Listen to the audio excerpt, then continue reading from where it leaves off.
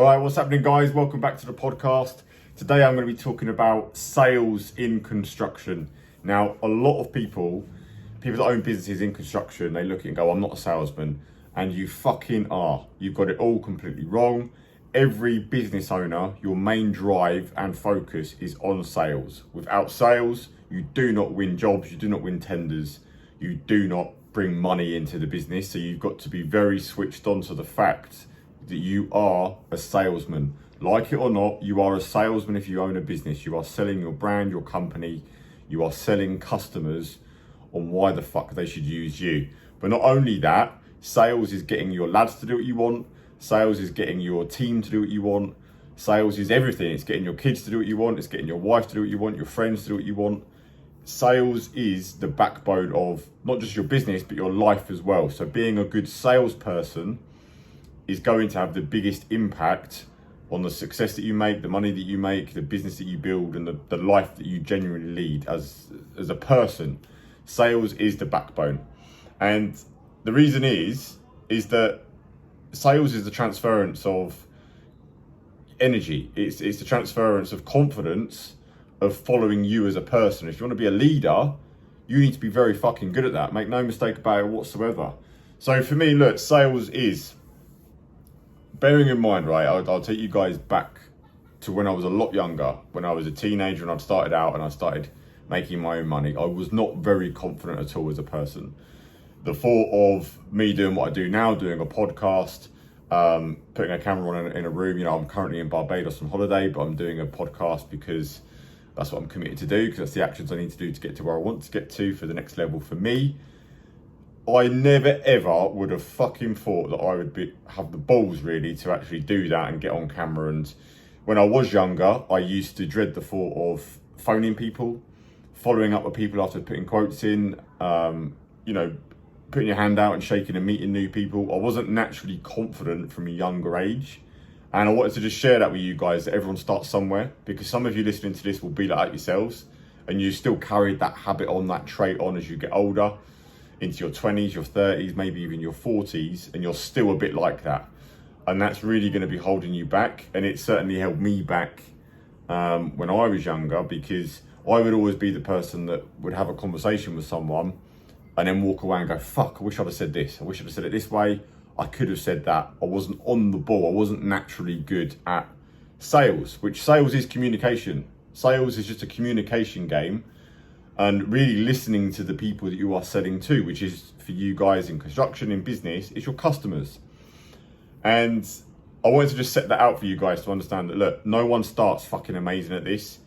And it's a journey of learning and developing yourself and gaining the skills, which I want to outline some really clear stuff for you here today on this podcast, in this video, if you're watching on YouTube. And by the way, this does go out on YouTube as well as a podcast, or on Apple as the Construction Entrepreneur Podcast, but also on YouTube and Instagram at Dean Barton Reels, where you can follow along and see the videos and the stuff that I put out regularly, daily, on the basis all the time. So, sales. Good salespeople realize that they are salespeople. Bad salespeople don't fucking get it. They don't understand that they are actually a salesperson. So like I said when I started this podcast, you have to understand that you are a salesperson. Get it in your head that you are a salesperson. Some of you might have just come purely from being on the tools and you're used to just doing the physical job, but you are a salesperson. First and foremost, you are a salesperson. You are not a carpenter, an electrician, a builder, a brickie, whatever. A businessman is a salesperson, and the best business people, their top skill is sales. But closely linked to that is marketing, which I will cover marketing in a separate podcast, because marketing and sales are like twins. They're so closely linked that marketing is getting people through the front door and actually putting their hand up and saying they want to use you as a company or as a business for your service that you deliver. And then sales is actually taking that hand being raised to closing that deal, getting the quote done, and the customer saying, yes, please, sending a deposit, and you getting a start date done. That is the sales process in construction. Sales in construction is not like walking into a car showroom or, a shop and being hard sold on something. construction is very much like, it's the whole process. It's literally the whole process from when someone has referred you. So you may have done a job for someone else and then they recommended you to their friend or a colleague. That is all part of the sales process. So what you guys have got to grasp for your business is that the sales process starts way before that you think it does right now. So if a customer doesn't know you whatsoever, there's no recommendation, there's no referral, they've never seen your website, they've never seen your van, they've never seen you, they don't know anything about your company, they are basically at level 0. Like 0 on a scale of like 0 to 10. So 0, they've never heard from you, they don't trust you whatsoever, they've got no reason to use you as a company. And level 10 is, fuck me, they're the guys, I only ever want to use them. I'm not really bothered about what it costs. They're the guys to go to because I want to use them because I've seen them everywhere. I love their brand, I love their stuff, been recommended them, everyone speaks highly of them. They're the people to use. If you imagine that scale for your business, where would you want customers to be? You would obviously want people closer to the 10 rather than the 0, because starting from 0 is going to be a lot of hard work. And this is where sales gets a bad name. When you end up, there's a type of salesperson that just has to try and convince people to use them and pull every trick out of the book that's sleazy as fuck. Like, oh, we're the best in the game, we're this, we're that, we're, you know, no one can compete with us, everyone loves us, you know, you need to book now, and all, you know, all these sort of sleazy, tricky, bullshit sales tactics that you'll have experienced before when you go somewhere like the car showroom, or, you know, the real stuck in the past method of selling, like fear-based selling, right? And you don't want to be that person. No one wants to be that type of salesman. A good salesman, you want to be able to just have people come through the door, know you, like you, and trust you already, and then you work with that person to help them get the best solution to what they're trying to get to. And you show your expertise, your knowledge, your value really, and your worth as a business owner in what you do. And it's just that tango dance of transference of going, okay, you want this, okay, bang, bang, bang, let me price that up. And then you actually close that deal. So what do I mean by getting people further on than the 0 before you start? And it's everything. So ground level of construction, this industry, the biggest factor is referral, word of mouth. It's repeat customer, you know, people saying really good things about you. If you haven't got that, everything else is going to be like pushing shit up a hill with a fork. And I see a lot of people, they haven't got goodwill in the marketplace of people saying good things about them, and then they want to rush into spending money on paid advertising and all these other sorts of bits and bobs that they're basically the icing on the cake in this industry. You need to have a great reputation, so you have to get yourself out there, do some great jobs, get some good reviews, get some good testimonials, and get people talking good things about you. If you cannot do that, you will never have a fucking good business anyway, because it's just going to collapse. If you don't deliver great, this is the first half of construction business, you must deliver a great service and a product at the end, so the customer walks away, you walk away and go, that job is amazing, it is faultless, the level to detail is unbelievable, like cannot be beaten. We're so happy with the product, but they're also really happy with the delivery in terms of the communication, the backwards and forwards, you know, nothing the customer asked for was too much trouble.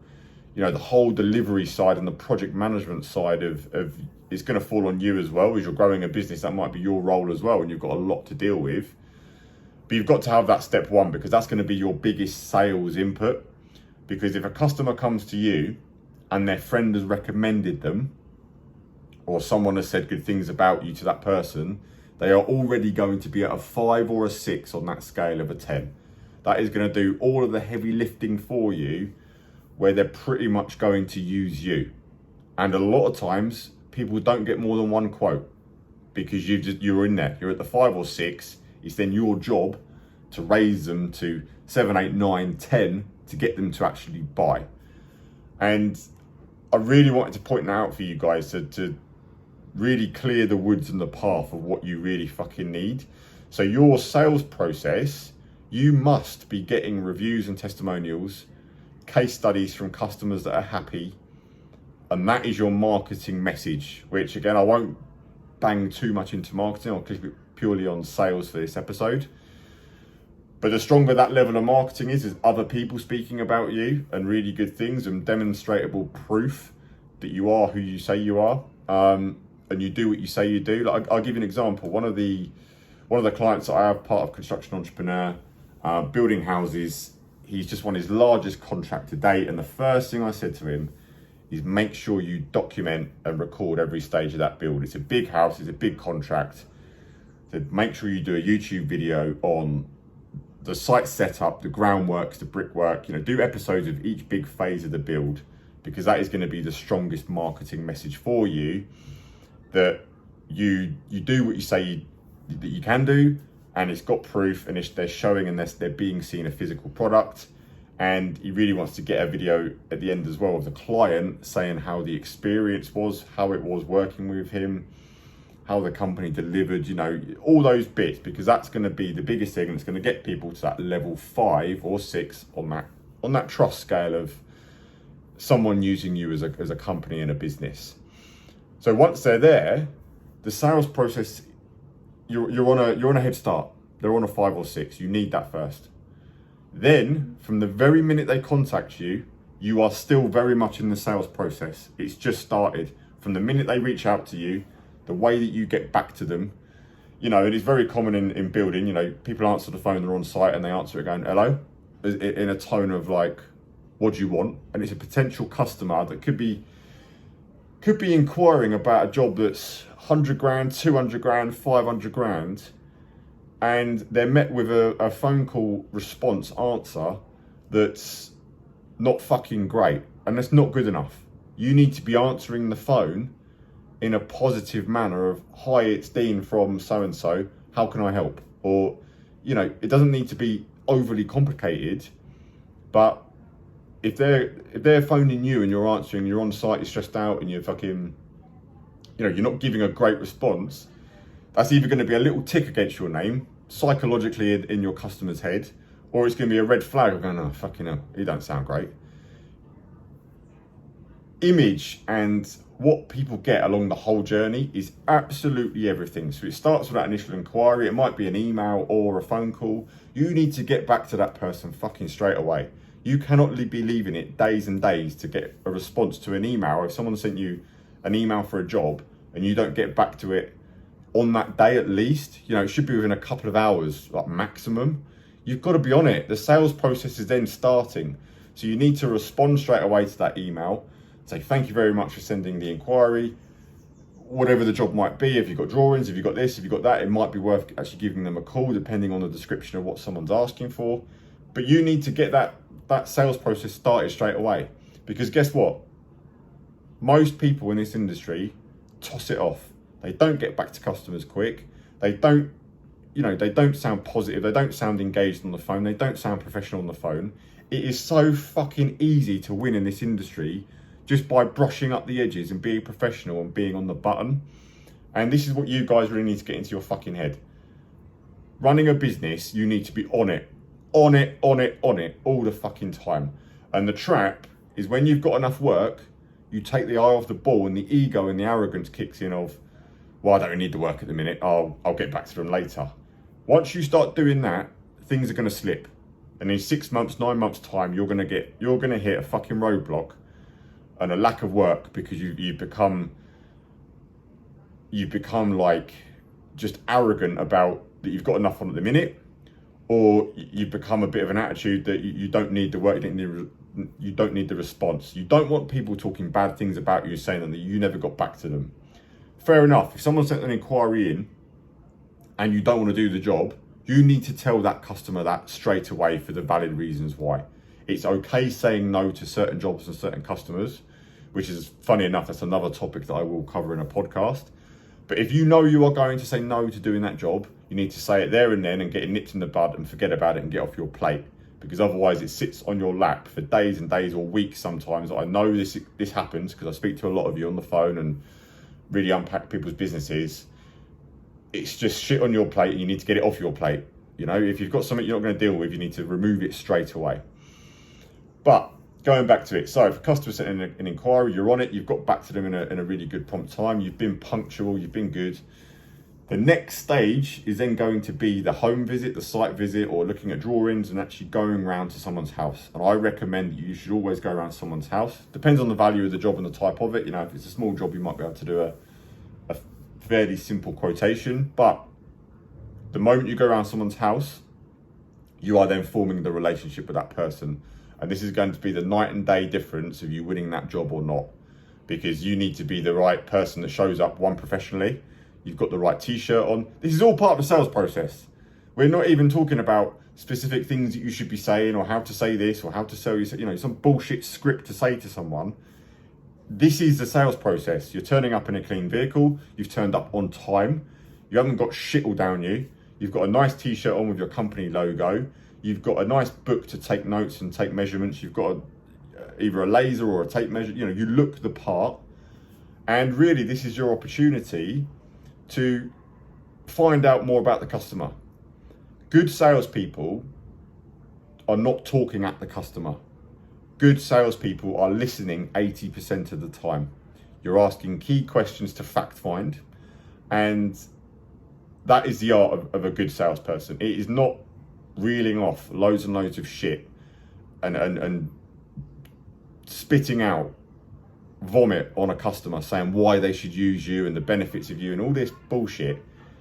Customers actually want to be heard and felt and understand that you're going to be the person to deliver the job for them. So the key things you want to be finding out and fact finding is about your customer. You want to be finding out what they do for work, because if you're pricing a job that's like, let's say it's a 100 grand or 200 grand job, it's a decent lump.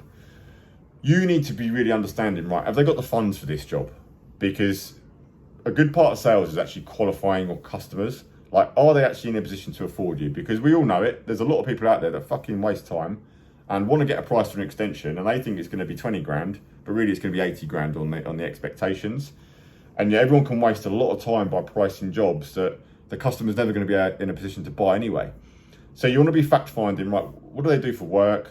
What's your position? Have you had an extension before? And finding out a bit more about them. And you get a feel for someone when you go around their house. You see what's on the side or what possessions they've got, what cars they've got, what their general set up is, and you want to be finding out have they actually got the money to do this, to have this work done. That's really a key criteria of the sales process. And you want to be fact finding and going, well, out of interest, have you had quotes off anyone else? And you want to be finding out, okay, yes, they have. And the key question to ask there is, out of interest, what stopped you going with that company? And let them speak. Let them speak, because they may have got a quote from someone who's just done a one-liner, fudged it, or it's too expensive, or they don't trust them. You want to be finding all that stuff out. Fact finding is the first part of that meeting as you go around. And then obviously you're looking at the job, and you want to be recommending the way to how you do certain things. If you're a general builders or a loft conversion company or a plumber, whatever, you want to be explaining why you would particularly do stuff in a certain way because it saves money in the long run, or all these little nuances that for what you do and customers frequently ask about. This is your opportunity to show your authority, basically, and your expertise and your knowledge, because people buy from people that are confident. And on that, the biggest impact to the sales of your business is going to be your own confidence. You cannot fake confidence. You can read books on sales. You can learn certain lines to say, which is all great. It's all icing on the cake. But if you are not confident walking around someone's house, asking the right questions about the job and conveying what you're doing, people will see through that straight away. So if you don't know your pricing structures 100% like the back of your hand, if you don't know your product like the back of your hand, if you don't know your deliverability and how good you are actually doing what you do, if you're not confident in that, and you're not confident in telling customers, no, you shouldn't go for that, you should go for this in particular instead because of this, and this, again, depending on what you do, if you have not got confidence in that, your customers will see through that and they're likely not to buy from you, because they're just going to get a vibe and an energy from you. You'll experience this yourself when you spoke to someone that you're looking to purchase something from, and they're not 100% confident on this is how it works, this is what we do, this is how this is why that works this way, and this is the price. If you are not confident in that, things will just not work out and the sales won't be as good as they can. So you need to get confident in that as ground zero. And obviously that does come with a bit of experience and time in the field of doing what you do, and you know what works and you know what you don't. But when you are confident, fucking own it. Own it. You know, be the confident person about the sales and the process that you're putting through, and be confident about your own business and back your own business. Because I think a lot of people get put off when clients especially query price, that you immediately go on the back foot and go, yeah, okay, we'll see what we can do. And the minute you do that, it's just showing the customer that you've not really done the numbers right. You've not really done the quote right. Because for me, if anyone can just, at a click of her fingers, go back and look at prices and trim money off, it means you didn't give them the best price in the first place. So you have to be 100% confident in your pricing and your numbers and what you're delivering, so that you can look that customer in the eye firmly and say, this is the price, this is worked out professionally, properly, this is how we do things. We've done 30 of these, we've done 20 of these, we've done 10 of them, whatever it is, in the local area. We know exactly what we're doing, and this is the timescales. Bang, 100% confidence on that as a factor. And it's all going to go from there. You know, you should have a really good meeting. You should feel like you know the customer once you've been around their house. They should feel like you've really listened to them and they've expressed what they want, the finishes, the spec, whatever. And then it's all about you saying to them and outlining the expectations of going, okay, great to meet you. It will take a week, 2 weeks, or whatever for getting the price back to them. And you have to stick to that. You cannot say to customers, I'm busy at the moment, I'll get a price back to you when I can. That is the worst fucking thing you can ever say to a customer, because it just says that they're low priority. You're just saying to them, you're not enough priority for me at the moment, so I'll deal with it when you can. So imagine how you would feel if someone said that to you, because you want a price. When you want something doing, you want the price. You want to buy. People don't want to be sold to, but they want to buy. So you've got to treat it with some fucking urgency, because one, the customers want it, and the quicker the customers get a quote, they can say yes. And two, the quicker they say yes, the quicker you've got more money coming into the business, and you've got another job done, and you can book it in then, and you're making more money. So you've got to switch that off. So you've got to set real clear parameters. How long does it realistically take you to price a job?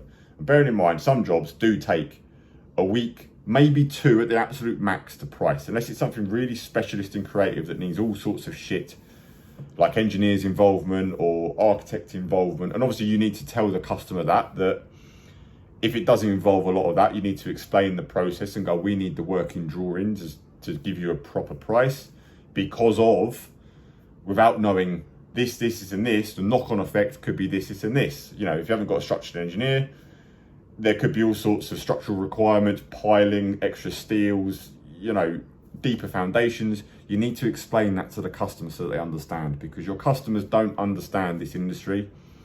And this just brings it back to what sales is in construction. It's communicating with your customer how it works, because they don't get that if you need to dig an extra 500 mil on foundations or footings, it's going to cost more money. They do not understand. They don't understand how a building is built. They do not understand how a boiler system works. They don't understand how an electrical rewire works. You've just got to explain that without bogging them down and telling them every fucking detail, because you don't want to be a boring bastard. But you need to just explain an overview of how the process works. Communication is what sells jobs. Honestly, guys, I cannot fucking say that any clearer. Communication sells jobs. When people are communicated to, they know what's going to happen, they know the process, they then trust you because someone's actually explained it to them. Because what you can't have happen is a customer chasing you, and then you being on the back foot and you being a bit aggressive with them and saying, yeah, but we can't do that until we've got this, and this. You're not helping anyone, and you just sound like a bit of a dick, because you should know what you're doing, because you're the professional. They've inquired about the professional coming around to their house to have a job done. You've got to be the one that communicates it to them, so they're not chasing you. So once you looked at the job and you said, right, okay, the quote is going to be back with you in a week, you then need to deliver on that. They are going to be counting down in their head. If you say a week and you've been there on Saturday, they are counting down until Saturday. Now, a little trick what to do.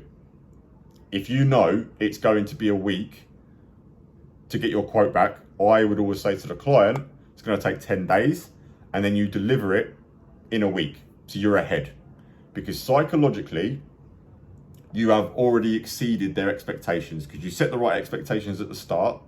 Because where people go wrong is they say, I'll do it in a week, and it ends up coming back in 2 weeks. So already, in your client's mind, you are a bullshitter and you don't deliver on what you say you're going to do. So why should they have confidence in you for delivering on what you say you're going to do on the site, on their project, that could be, like I say, 50 grand, 100 grand, 200 grand, even if it's £1,000, it's still a lot of money that someone's spending with you. So you've got to set the tone that you deliver on what you say you're going to do as part of the sales process. So I always like to set the standards and the expectations, and then meet those expectations from ground zero, stage one. Say it's going to take 10 days, but you deliver it in a week. So they're like, oh, great, we've got the quote already. Weren't expecting it. That's such a positive psychological position to have on from your client. That quote then needs to have all of the details, and really you want your quote to list off all the common questions that you get regular from clients, like the unknowns, the what ifs, and how does this work? Your quote needs to detail all of that. It can't just be a one-line quote, fag packet, job 0026, 50 grand. You've got to give some substance to that, and there is a way of doing that. Obviously, you don't want to give everyone every nth degree of detail, because some people start to scrutinize every single item on the job. That's not really what you want, but there is a sweet spot of giving enough information for each bracket of works that you're doing, and then explaining how the process works, that people need to accept your quote, and from there it will be a period of 2 weeks, 4 weeks, 6 weeks, whatever it is for you and your business, how long it's going to take to actually get the job done. They need to have an understanding on that quotation of the duration of the works, payment terms, variations, extras if there are any. And what I like to do is go, well, if you're doing something like an extension, there is naturally extras such as spotlights, sockets, different finishes. The best way to do that is actually list on your quotation, if you want to upgrade to this, it's going to be an additional this. If you want to upgrade to this, it's going to be an additional this. So your quotation is actually your selling tool as well, if you know that people frequently ask for extras or specific stuff. So you want to have a real set standard of what you deliver. And this could be on absolutely anything you do. You know, if you're a plumber listening to this, you have a set standard that you use a particular type of boiler, because you get good rates from merchants on that particular brand. But this is your opportunity to upsell people and go, if you would like this boiler because of this reason, it would be an additional this much. If you would like a year's cover or the next service, you would get a discount of 20% if you buy it now as part of this package. It's your tool for sales. And then once you're at that point, that's when it then becomes about, once the quote has been sent in, what I like to do, if you're going to send a quote by email, which is going to be the most common form, is follow up with that with either a phone call or a WhatsApp, which is quite nice and easy and friendly as well, depending on your customer. If it's an older customer, I would follow up with a phone call, especially if it's someone who's in like retirement age, they're old school, they're used to just phone calls. I would follow up with a phone call and say, look, hi John, whatever his name is or her, just to let you know, I've just sent you the quotation that you requested. I hope it all makes sense. If there's anything you need information on or anything that's not clear at all, feel free to give me a call back and we can go through it, or I can come back round the house and we can talk through the quote, which I've regularly done that on big jobs. You know, I've actually gone back round to the client's house or place of work and then gone through the quote. If they ask you to go back round to go through the quote, you've won the job. They just want to clarify a few things and talk it through with you. So that's a great buying signal. But if it's not someone that's older, if it's someone that's younger, you know, they're going to be more friendly and adaptable to a nice WhatsApp. It's a nice friendly form of communication. It's not aggressive. And you drop them a WhatsApp and go, hi John, just sent you the quotation. Hope it will make sense. Drop me a line if anything's not clear. And then it's in their ballpark. Yeah, but you've positioned yourself in the best possible frame. And from there, you then need to be following up. If the customer doesn't get back to you within, depending on what the job is, you know, if it's a big job, I'd probably leave it 5 to 7 days to then follow up. But if it's a fairly simple, straight job, you know, you could be following up within 3 or 4 days, but you must follow up. You must follow up and phone and check in on the customer, because there might be something they're not telling you that you can then unravel. And then that becomes more about the closing part of sales, which I won't cover in this because of time. But closing is when the customer then starts raising objections and queries and stuff like that. You know, it's look at it in distinct phases. Until a customer is in a position of saying yes, the sale is not done, and it starts becoming more about closing that sale down and handling objections. So I will cover that in a separate podcast. But that really is the sales process. There is no like specific lines or stuff that you need to use. You just need to be very punctual along the whole way through. And you know, if you struggle with sales, listen back to this episode, you know, and pick out the key things. But you really want to be building all of your front end materials so that you get that person to that level 5 or 6 out of the 10 that I talked about. All of the reviews that you can possibly get. Your website looks really good. Your vans look really good. Your lads look really smart all the time. You look really smart. You turn up professional. Your image is really good. Your network a lot, you know, and you've got good people talking good things about your company. That's when you're going to get people at a 5 or a 6 before they even speak to you. And that's going to be the biggest impact on the sales of your business, and then everything else is just layers and layers upon that. Okay, so I hope that simplifies sales and makes it a bit more easy to understand. But that is an overview of sales tips, if you like, in this industry. There's a lot more different ways I can spin off and actually tell you guys what to say to certain objections and how to handle certain things, but that is an overview of sales. But the key thing for me, guys, when I started this off, is understand that when you own a business, you are a salesperson. It's not a dirty word. It's not a bad thing at all. Sales happens, and the life of sales is when customers say yes to you, and you need more yeses than no's, because that's going to be the lifeblood of your business. Marketing and sales is the front end. You know, the delivery of work is the consequences of winning work. Without winning work, you've got no fucking work to deliver.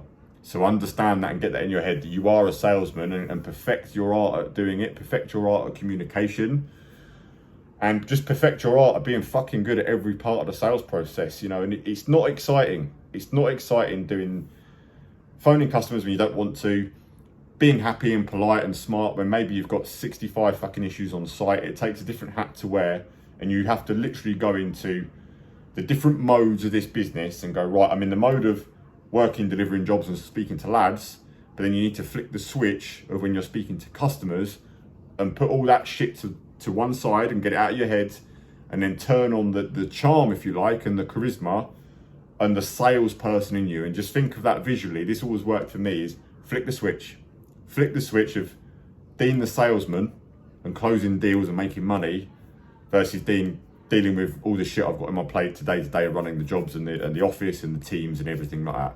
Flick the switch, okay? So I hope that's been useful, guys. This podcast goes out regularly. I would really appreciate it if you could subscribe and share it with people if you found it useful. I know a few of you had already, which is really good to do, because it just shares the word of putting out some really good practical stuff to help you guys. Look, I do this for free. You know, I don't do this to gain anything out of it.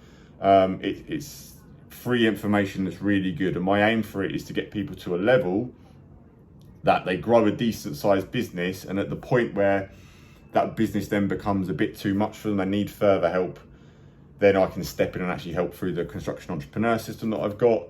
But for you guys growing a business and you're on your way up, I want this place to be the information that I never had when I was growing up, and the information that I need certainly to grow a decent business in this industry. So I would really appreciate it if you could subscribe and share. It just really helps it out to spread the word. So with that being said, that's it for this episode, and I will see you on the next one.